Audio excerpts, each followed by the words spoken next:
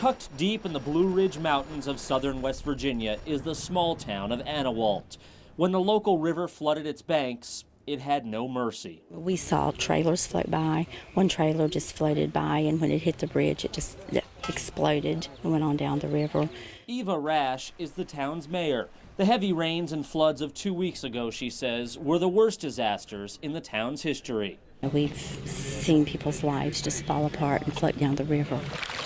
Fortunately, no one in this tiny village was killed. The damage would be disastrous in any community, but it's especially devastating in a town of just 450 people. Most of them just don't know where to start at, basically. A new start is on its way with the help of the National Guard. South Carolina has the largest show of force in West Virginia's recovery, overshadowed only by the home state's own guard. Basically, the people are piling the stuff up in the yards, and we picking it up for them and moving it to a dump site. Conditions in the field are primitive. It took water about a week to be restored. Sewage service is still out. Soldiers work 12-hour days before heading to a local high school for rest. There's little relief when soldiers return back from the field. The sleeping conditions, for example, are far from the comforts of home. But we're a lot more comfortable in not having a house.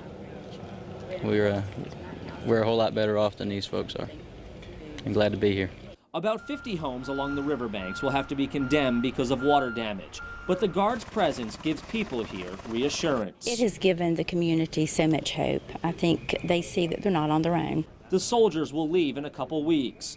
But the work they're doing here is laying the foundation for a new beginning in the hills of West Virginia. Patrick Palantonio, 25 Eyewitness News.